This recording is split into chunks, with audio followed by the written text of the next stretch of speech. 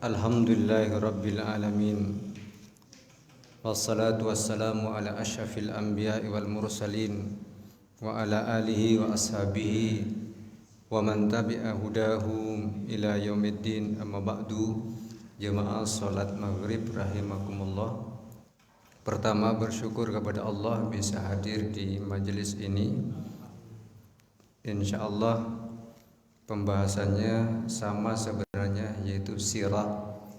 Kalau kemarin yang dibahas adalah sirah, bagaimana kehidupan Nabi dan bagaimana kehidupan generasi setelahnya. Nah, sekarang kita akan membahas tentang sirah yang akan kita jalani, yaitu yang akan kita tempuh setiap orang-orang yang beriman maupun tidak akan menjalani sirah perjalanan ini, yaitu hidup sesudah mati.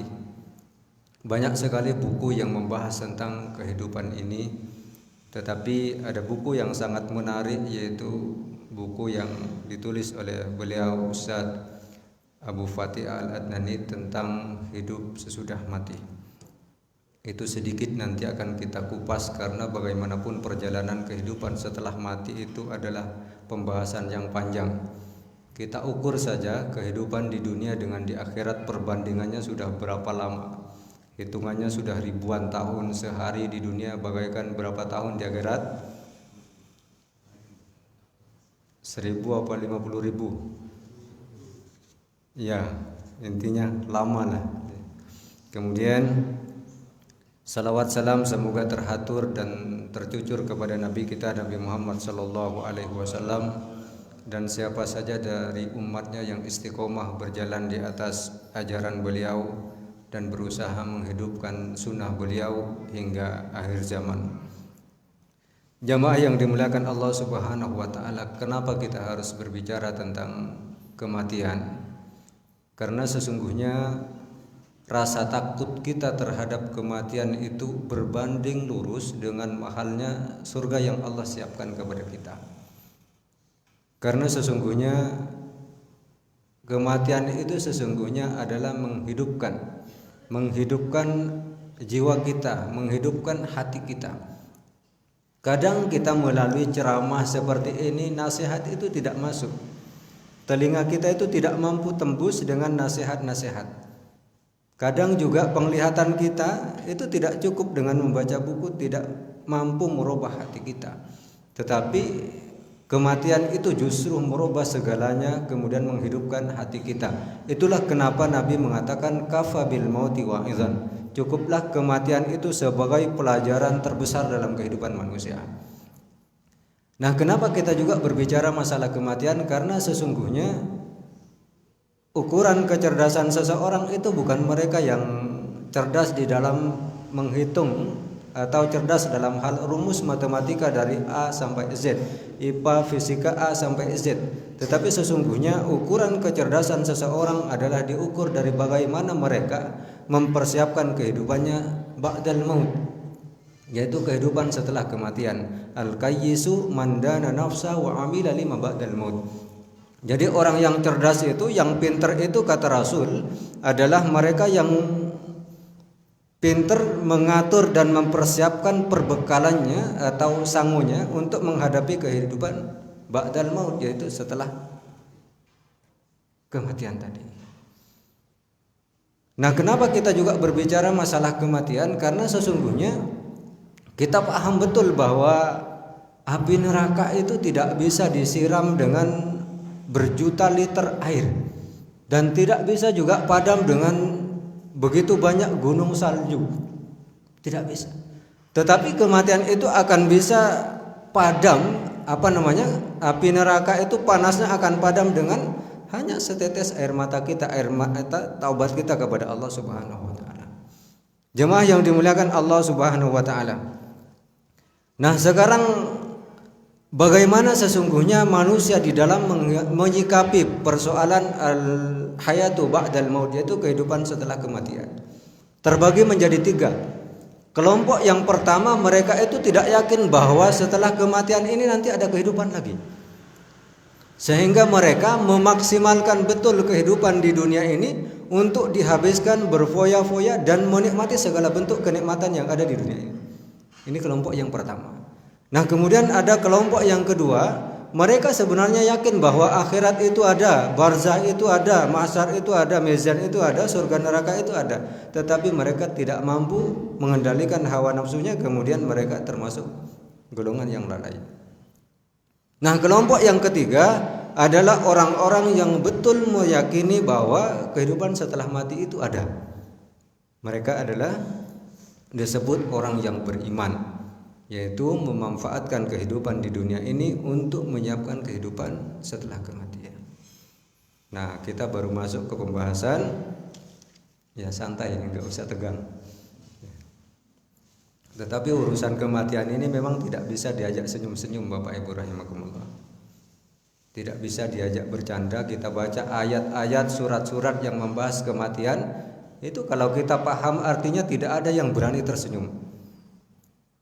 Tidak ada pembahasan satu ayat pun dalam Al-Quran ketika sudah membahas tentang kubur, ketika sudah membahas kehidupan setelah kematian, tidak ada yang santai. Jadi begitu seriusnya Allah Subhanahu wa taala mengingatkan kita tentang kehidupan setelah kematian. Awal dari kematian itu, awal dari kehidupan itu sesungguhnya adalah setelah kita hidup ini disebut dengan gerbangnya, pintu gerbangnya itu adalah disebut dengan sakaratul maut. Di sini saja sudah terasa. Kita sesungguhnya harus berpikir bagaimana kita ini hidupnya nanti setelah saat sakaratul maut itu bagaimana. Apakah kita termasuk orang-orang yang ketika sakarat itu dalam keadaan senyum kemudian sambil pegang Quran? Apakah kita termasuk orang-orang yang sedang menutup akhir hidup kita dengan zikir, dengan kalimat la ilaha illallah? Ataukah kita termasuk golongan atau orang-orang yang menutup akhir kehidupan kita itu dengan kemaksiatan kepada Allah? Ini saja mestinya kalau kita renungi sudah cukup menjadi pelajaran besar bagi kita untuk menghidupkan hati kita. Jadi bagaimana beratnya kita manusia menghadapi sakaratul maut itu tidak bisa dibayangkan. Semuanya, tidak ada satu manusia pun yang terbebas dari namanya sakitnya sakaratul maut. Itu pertama. Nah, kemudian yang kedua kita masuk pada gerbangnya. Nah, kalau orang beriman itu mulai dari di sakarat saja sudah beda. Orang beriman itu di saat sakarat itu bisa tersenyum. Tetapi orang-orang yang kafir, orang-orang yang kufur, fasik, munafik dan lain sebagainya, itu mereka sudah dalam keadaan teriak-teriak, dalam tersiksa, akhir hidupnya saja sudah tersiksa. Nah, kemudian mereka ketika sudah diusung atau berada di keranda, orang-orang beriman itu biasa saja. Bahkan mereka senangnya luar biasa. Tetapi orang-orang ahli maksiat itu gemetar. Bahkan mereka sudah mengalami ketakutan menggigil yang luar biasa. Belum lagi ketika diturunkan, dimasukkan ke dalam yang namanya barzah. Kenapa barzah kubur itu dinamakan barzah? Karena barzah itu artinya pembatas. Pembatas antara surga dan antara akhirat dengan dunia. Jadi barzah. Nah, disinilah juga ketika kita pertama kali dimasukkan ke barzah, itu langsung disambut oleh dua malaikat. Malaikat siapa namanya? Jangan sampai lupa kita. Jangan. Iya. Oh ya sudahlah, nanti di barzah saja kenalannya gitu. Sudah tidak bisa lagi. Karena ketika sudah masuk barzah digambarkan dalam hadis yang sangat panjang itu, ternyata barzah itu, bumi itu ketika mayat itu dimasukkan ke liang lahat, ke dalam kubur itu, setiap tanah yang jatuh ke dalam itu sudah menghimpit pelan-pelan. Kalau orang beriman mereka akan lapang di dalam dan terang menderang. Tetapi kalau orang itu ahli maksiat maka akan dirapatkan serapat-rapatnya sampai rapat menjadi debu. Nah, kemudian kita jangan bayangkan nanti di akhirat itu ada lampu, ada matahari, ada siang, ada malam. Tidak ada. Bagi orang yang tidak beriman semuanya menjadi gelap dan sempit. Tetapi orang yang beriman mereka akan mendapatkan kenikmatan yang disebut dengan nikmat kubur. nikmat kubur. Nah, kemudian para ulama menjadi khilaf apakah azab di neraka itu selamanya atau ada liburnya. Apakah azab di neraka di kubur itu, di barzah itu ada jeda atau selamanya? Terjadi belasan pendapat para ulama terkait hal ini, tetapi kesimpulannya yang pertama ada namanya adalah ada keringanan. Ada keringanan, misalnya orang tua yang punya anak soleh yang mendoakan ketika di dunia itu bisa diringankan azabnya. Ada juga berpendapat bahwa ada jedah nanti arbaun, dalam hadis itu disebutkan arbaun. Enggak tahu 40 tahunnya di akhirat apa 40.000 tahun, enggak tahu. Yang jelas arbaun 40. Ada yang berpendapat bahwa jeda azab itu adalah antara sangkakala yang pertama dengan sangkakala yang kedua. Jadi sangkakala yang pertama itu adalah dihancurkan nafata wahida fa idza nufiha fi suri nafata wahida. Sangkakala yang pertama itu fungsinya menghancurkan seluruh isi jagat raya ini. Jadi yang hidup dimatikan, gunung-gunung semuanya menjadi hancur, itu sangkakala yang pertama. Nah, kemudian jedahnya di situ adalah kemudian kata para ulama di situ nanti ada namanya keringanan azab kubur, sebagian pendapat para ulama. Nah, kemudian setelah itu nafatus tsaniyah, yaitu adalah sangkakala kedua. Sangkakala kedua ini fungsinya adalah untuk menghidupkan kembali yang sudah mati. Bahkan dikisahkan itu semua jasad itu sudah hancur, hanya tulang ekor saja yang tersedia. Kemudian dari tulang ekor itu kemudian kita menjadi hidup seutuhnya, dibangunkan kembali, dibangkitkan kembali. Dan ternyata menurut salah satu riwayat, manusia di saat dibangkitkan dari barzah itu tidak semuanya kembali dalam keadaan wajah yang sempurna. Ada yang sempurna, orang-orang yang kafir itu tidak bisa melihat, bahkan mereka itu protes ketika di akhirat. Limadza hasyartani a'ma, ya Allah, saya itu dulu ketika di dunia saya itu penglihatan saya itu normal, 2 mata saya, telinga saya itu normal 2. Limadza hasyartani a'ma, ya Allah, kenapa saya dibangkitkan dalam keadaan buta? Wa kuntu basira, saya dulu di dunia itu bisa melihat. Apa kata Allah? Betul, kalian itu punya 2 mata, punya 2 telinga, tapi dua-duanya tidak difungsikan untuk mentadabburi dan merenungi tentang ayat-ayat Allah Subhanahu wa taala. Jadi kita pilih yang mana, di barisan di barzah saja kita termasuk orang yang dapat nikmat atau dapat azab. Karena ini penentu, ibarat terminal kita mau ke Mekah misalnya, jadi mampir kemana dulu pertama kali, disitulah sebenarnya barzah. Jadi barzah ini menjadi penentu, alam kubur itu menjadi penentu kita mendapatkan nikmat atau tidak pada terminal-terminal berikutnya, itu tergantung di barzah ini. Kalau di barzah kita di alam kubur sudah digebuki oleh malaikat, maka jangan pernah berharap nanti akan mendapatkan kenikmatan misalnya di mahsyar. Jadi ini baru di barzahnya kita, baru di alam kubur saja sudah sedemikian sedemikian ngerinya kehidupan di alam barzah. Maka ada sebuah kitab yang menjelaskan tentang al-kubur, yaitu tentang al-kubur, tentang kuburan itu masya Allah 500 halaman itu membahas tentang kubur saja, mulai sejak mayit itu diletakkan di dalam kubur, di liang lahat, kemudian nanti dibangkitkan kembali. Itu begitu detail dijelaskan tentang siksa atau nikmat di dalam kubur. Jemaah yang dimuliakan Allah Subhanahu wa taala, itu di dalam kubur. Jadi kita lanjut karena waktu kita terbatas.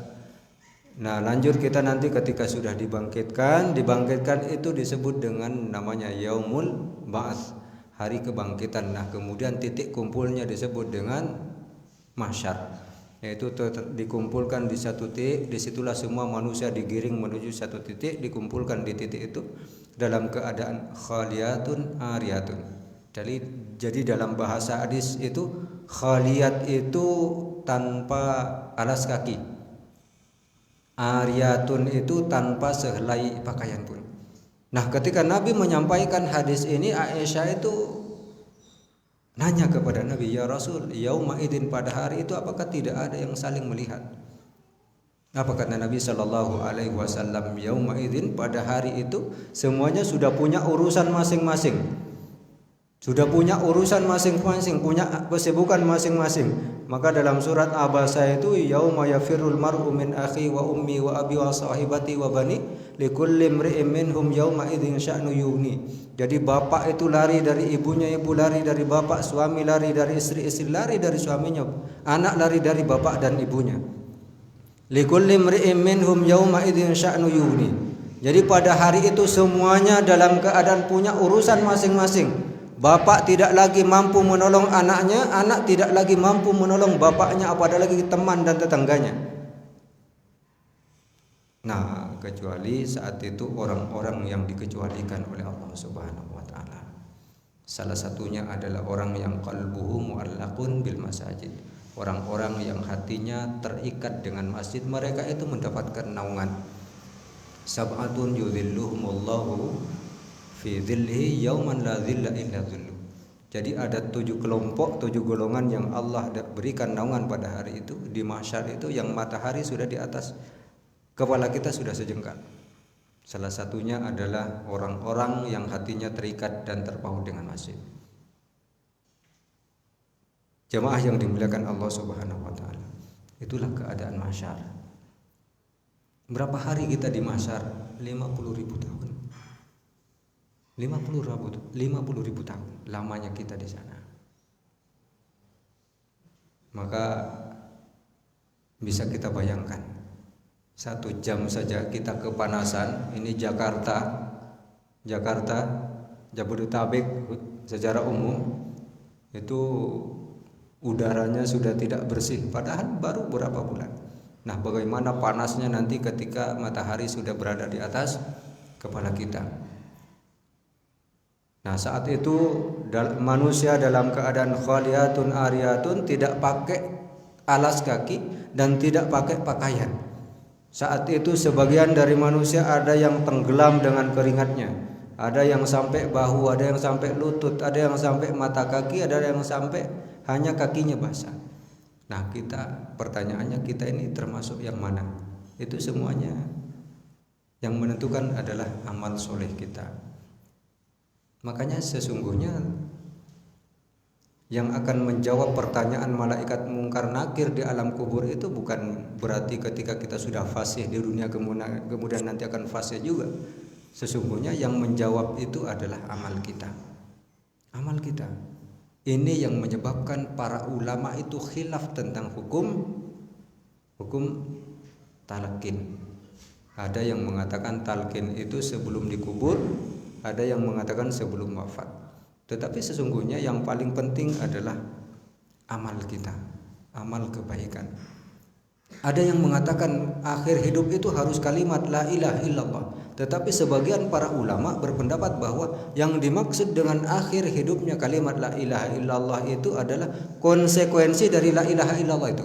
Artinya apapun amal kebaikan yang menjadi penutup akhir kehidupan kita, maka itu bukti daripada la ilaha illallah. Jadi kalau kita cari yang betul-betul menutup dengan syahadat, dengan la ilaha illallah, kita akan kesulitan. Tetapi banyak sekali orang-orang yang beriman yang mampu mengakhiri kehidupannya dengan kalimat, dengan konsekuensi la ilaha illallah itu, artinya tetap dalam bertauhid kepada Allah Subhanahu wa taala. Itu kita masuk ke namanya, sekarang kita percepat, kita sudah masuk tadi di mahsyar ya. Di mahsyar itu ada apa? Apa yang akan terjadi di mahsyar? Masyaallah di buku ini dijelaskan. Masya Allah, di mahsyar itu nanti yang akan terjadi adalah tekanan demi tekanan, lalu terbitlah penyesalan. Kemudian di sini nanti kita itu akan menjalani yang namanya hisab. Disebut dengan hisab, yaumul hisab, itu hari dihisab. Dan di sini tidak ada kompromi. Tidak ada kompromi, tidak ada tawar-menawar, atasan bawahan tidak menerima di sini. Jadi sekecil apapun kebaikan kita itu ada hisabnya, sekecil apapun keburukan kita ada hisabnya, semuanya dihisab oleh Allah Subhanahu wa taala. Disinilah kita nanti yang menentukan kitab atau rapot kita itu merah, hijau atau kuning atau hitam.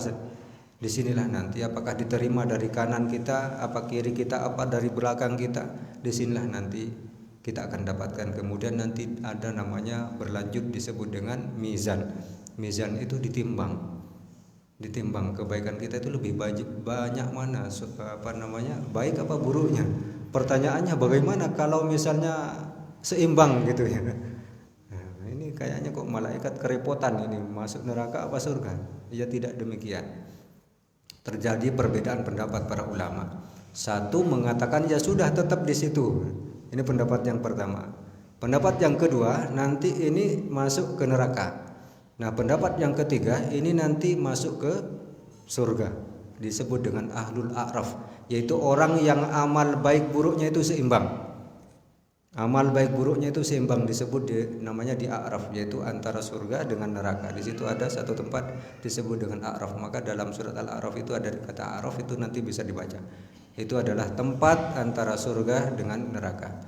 Nah, kemudian pendapat yang ketiga itu adalah nanti masuk surga berkat syafaat Nabi Muhammad SAW. Ya, kita kalau berdoa jangan ya Allah tempatkan saya di A'raf minimal ya Allah. Ya jangan. Sekali berdoa ya tetap surga yang kita minta. Nah, kemudian nanti ya setelah nanti ada namanya sirat.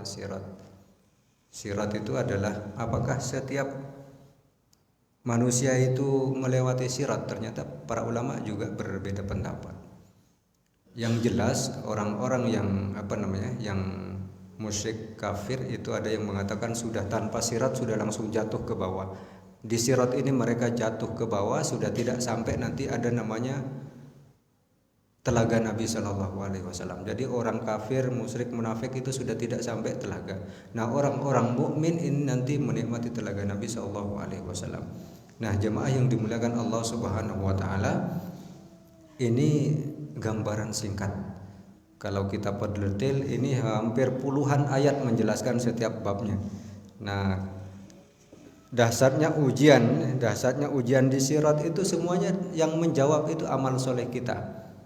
Amal soleh kita, bukan lagi kita di dunia ini kekar kemudian bisa lari di sirat, tetapi amal kita. Amal kita semuanya yang bisa menjawab. Jemaah yang dimuliakan Allah Subhanahu wa taala. Nah, kemudian apa kira-kira ketika kita sudah sampai neraka? Kok neraka? Jangan dicita-citakan. Ketika kita sudah masuk surga, apa yang akan kita dapatkan? Banyak sekali. Sudah banyak para ustadz, para kiai yang sudah menjelaskan.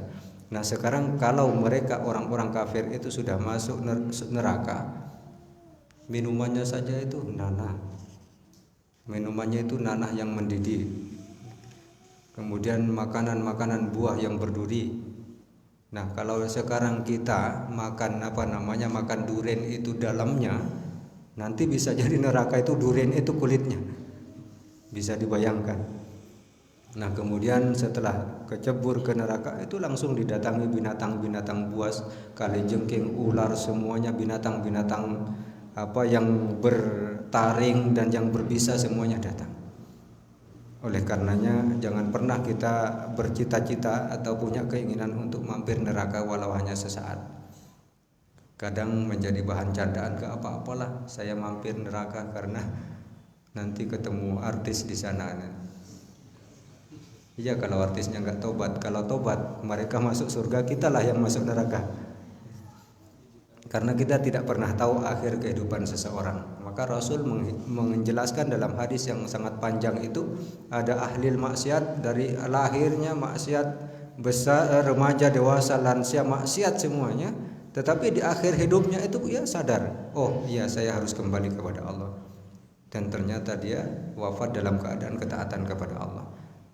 Karena ia merasa bahwa Allah itu adalah Rabbnya yang harusnya kembali kepada Allah. Tetapi ada orang yang dengan bangganya dia dari kecil beramal soleh, remaja, dewasa, lansia, kemudian dia lengah dengan amal solehnya, sudah merasa banyak beramal soleh, lalu kemudian ia lalai dan wafat atau meninggal dalam keadaan bermaksiat kepada Allah. Jadi nilai atau ukuran kita surga neraka kita itu berada di akhir. Maka jangan pernah kita meremehkan orang yang sekalipun ia sedang bermaksiat kepada Allah. Kita tidak pernah tahu apakah di siang harinya mereka itu bermaksiat tetapi malam harinya air matanya tumpah karena bersujud dan takut minta ampun kepada Allah Subhanahu wa taala. Dan jangan pernah kita merasa lebih daripada orang yang kadang-kala menurut pandangan mata kita itu tidak melakukan ketaatan kepada Allah. Tetapi kita tidak tahu punya rahasia apa mereka sehingga Allah meridai mereka. Saya cerita salah seorang teman dekat, banyak orang sekali memandangnya adalah ahli maksiat.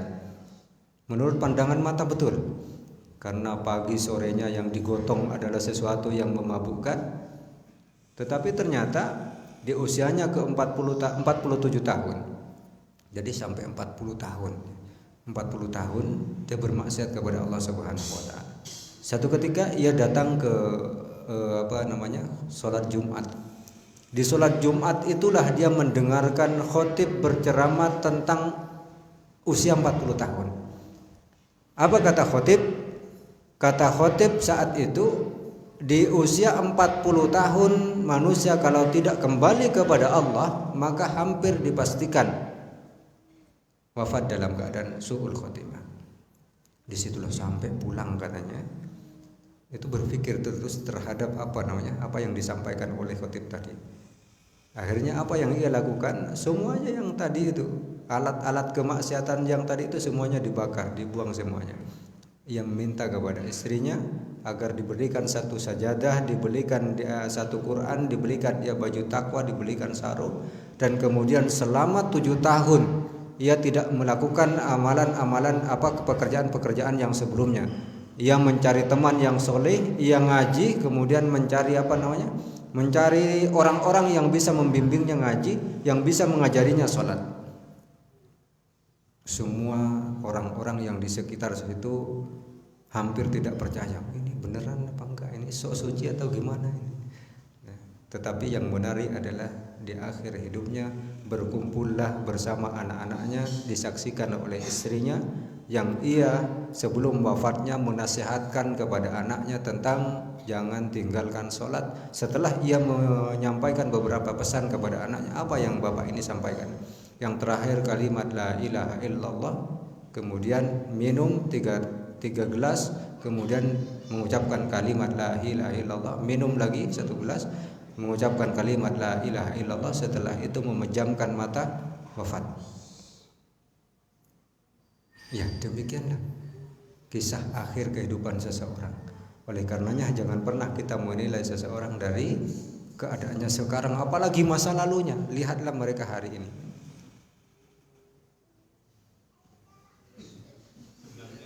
Sudah habis? Masih berapa menit? Iya, kayaknya kok ada azan gitu. Ya, itu kisah tadi, dan itu kisah nyata, dan saya kenal betul sama ini karena saya dulu langganan barang ke beliau ini di Solo. Jadi itu banyak orang yang tidak percaya dengan akhir kehidupannya. Nah, kita sekarang pertanyaannya bagaimana dengan kita? Jadi soal kematian itu datangnya tiba-tiba, enggak ngabari kita, tidak seperti kurir. Kurir kan biasanya ngabari, ini ada barang nanti saya antar gitu. Kita sudah nyiapkan, kalau COD kan biasanya gitu, nyiapkan uangnya. Nah, malaikat itu tidak seperti itu, enggak ngabari kita. Oleh karenanya yang harus kita siapkan adalah bekal. Makanya saya itu Allahumma ufirlah, mudah-mudahan diampuni oleh Allah, ibu yang 3 pekan yang lalu itu wafat, ibu itu. Jadi sebelum berpisah itu, ibu itu menariknya itu baru bisa baca Quran itu di usia 40-an tahun. Ibu saya itu. Makanya saya sama adik saya itu semuanya di pondok. Saya itu sama adik itu musyawarah, ibaratnya ini kita sudah dipondokkan tapi ibu kok belum bisa baca Quran. Akhirnya saya kelilinglah kemana-mana metode apa yang bisa menjadikan ibu saya ini baca Quran. Kemudian saya carikan guru dan akhirnya bisa baca Quran di usia 40 tahun. Dan yang paling menarik, yang alhamdulillah tidak pernah minta apa-apa ke saya itu selain yang diminta itu paling mau kena ruku, mau kena Quran itu paling yang diminta. Tidak pernah minta apa-apa. Nah, kemudian Masya Allah, luar biasanya bagi saya itu setelah bisa baca Quran itu hampir setiap bulan itu hatam, mengalahkan anaknya yang lulusan pesantren itu hatam. Kadang itu minta Quran yang besar itu hatam setiap bulan, itu hatam, apalagi Ramadan ibu itu siang malam itu baca Quran. Dan saya itu merasa malu ketika tidur misalnya di rumah ibu itu jam 1 itu sudah wudhu ke kamar mandi itu sudah wudhu, sementara saya masih setengah perjalanan tidur, jadi kalah. Nah kemudian yang paling menarik adalah yang saya kenang dari ibu adalah luar biasanya itu senangnya saya, sedih tentu ketika orang tua itu meninggal, tetapi saya itu senang karena yang dinasihatkan itu satu, sebelum berpisah itu saya cium keningnya itu ibu itu meneteskan air mata. Ibu itu saya kayaknya kok enggak siap ini berangkat ke Jawa. Akhirnya tas saya taruh kembali ke kamar, tetapi saya dipanggil oleh ibu suruh berangkat ke Jawa sama adik itu, kalau adik yang kedua itu nunggu di sana. Nah kemudian dipegang tangan saya, apa yang disampaikan oleh ibu, yang pertama adalah jangan lupakan sholat, yang kedua jangan lupa ngaji, hafalan, kemudian yang ketiga itu jangan lupa jadi guru ngaji, dan yang keempat itu nasihatnya itu adalah perbanyak baca doa malam Senin karena ibu ini meninggalnya Senin pagi. Makanya saya deg-degan setiap malam Senin itu, saya deg-degan. Ini tapi Senin yang kapan ya sih? Senin kapan, saya deg-degan. Makanya saya niat ketika nanti dari Karanganyar nganter adik ipar itu saya niat pulang ketemu ibu. Tapi ternyata Senin paginya yang saya berniat Senin sorenya akan pulang, tetapi ternyata Senin pagi ibu itu sudah meninggal dunia tepat jam 6 pagi. Sempat nelpon ke saya itu, sama nasihatnya itu sama. Yaitu saya senangnya karena pesannya itu sama sekali tidak ada yang berkaitan dengan urusan dunia. Semuanya itu urusan akhirat. Makanya saya dulu ketika diberi PR oleh ibu saya, nah sebelum ibu ini kayaknya kok tidak akan meninggal sebelum kalian bertiga itu hafal Quran. Makanya saya ketika adik saya selesai 30 juz itu, saya adik terakhir itu, saya satu sisi itu senang, tapi sisi lain saya ingat betul apa yang disampaikan oleh ibu. Jangan ibu ini nanti meninggal tahun ini. Apalagi ketika ada buka bersama itu ibu itu sekali maksa, nak minta tolong tahun ini adakan buka bersama. Ibu sudah beli ini untuk persiapan buka bersama, adakan walaupun yang hadir sedikit. Ibu ini kayaknya kok tidak sampai ke hari raya tahun depan. Nah begitulah kematian itu datang secara tiba-tiba. Oleh karenanya sekarang tergantung kita ini bagaimana akhir kehidupannya. Apakah dengan kalimat la ilaha illallah atau dengan sesuatu yang tidak diridai oleh Allah Subhanahu wa taala. Jemaah yang dimuliakan Allah Subhanahu wa taala, karena waktu sudah habis, demikian yang bisa saya sampaikan, kurang lebihnya mohon maaf. Ya, begini memang pembahasan kematian itu tidak bisa diajak senyum-senyum. Ya memang begini, coba dicari satu ayat pun di Al-Qur'an yang berkaitan dengan al-maut, itu tidak ada satupun yang bisa kita baca dengan santai. Semuanya itu tegang. Apalagi nanti masuk pada barzah, hisab, mizan dan lain sebagainya, karena memang ini pengadilan yang menegangkan. Mulai dari kubur kemudian sampai nanti sirat itu adalah puncaknya, itu adalah semuanya menegangkan, tidak ada yang tidak menegangkan. Kehidupan setelah kematian itu semuanya menegangkan. Maka selama peradilan Allah itu belum ditegakkan, maka mari kita perbanyak beramal soleh, kita siapkan bekal kita menghadapi kehidupan setelah kematian. Kenapa seseorang itu tidak berani melakukan perjalanan yang jauh, itu karena bekalnya tidak cukup. Nah kenapa dari kita kok ketar-ketir takut mati besok atau kapan, itu karena bekal kita tidak cukup. Coba orang-orang yang beriman, betul-betul yang beriman kepada Allah, meyakini hari akhir, karena bekalnya sudah siap, mereka kapanpun dipanggil oleh Allah siap.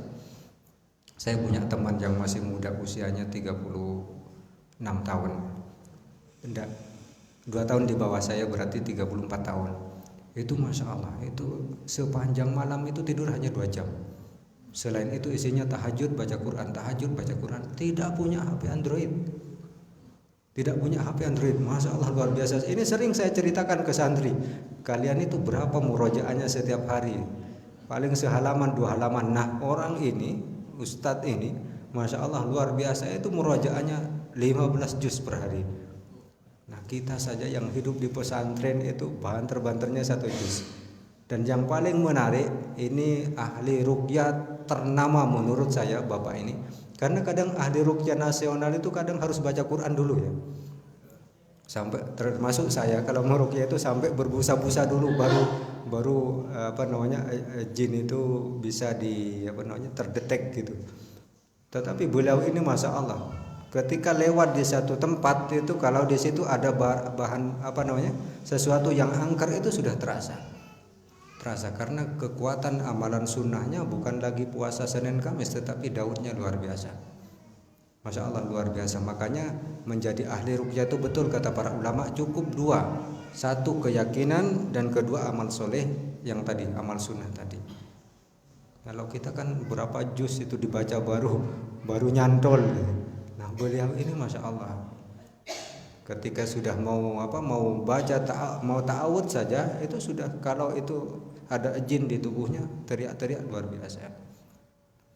Nah ini ahlu ruqyah yang barangkali tidak diketahui oleh banyak orang, karena memang tidak mau diketahui oleh banyak orang karena tidak punya HP beliau itu. Jadi kalau datang ke rumahnya itu saya biasanya perjalanan dari Solo. Nah itu kadang ketemu kadang tidak. Jadi kita tidak bisa janjian nanti Anda mau mampir itu, tidak bisa karena nggak punya HP. Nggak punya HP Android, nggak bisa, telepon juga nggak ada. Masya Allah luar biasa ketaatan beliau itu, bikin itu yang sesungguhnya yang harus kita iri kepada orang-orang yang seperti itu. Jemaah yang dimuliakan Allah Subhanahu wa taala, demikian yang bisa kami sampaikan. Nanti jika ingin mendalami kembali bisa dibaca bukunya Ustaz Abu Fatihah tentang hidup sesudah mati, atau banyak ulama-ulama yang telah menulis tentang hidup sesudah mati. Yang pasti tugas kita adalah mempersiapkan hidup enak setelah kematian. Jangan hanya memikirkan hidup enak sebelum kematian. Itu poinnya di situ. Yang paling penting adalah kita selama kita masih hidup, itu artinya taubat kita masih ditunggu oleh Allah. Amalan kita masih dibutuhkan oleh Allah Subhanahu wa taala. Jadi tidak ada nikmat yang paling besar itu sesungguhnya melebihi daripada nikmat hidupnya kita. Kalau kita sudah mati mau apa kita? Yang ada itu hanyalah penyesalan sepanjang perjalanan kita dari barzah sampai nanti sirat. Al-haqqu min rabbika fala takunanna minal mumtarin. Assalamualaikum warahmatullahi wabarakatuh.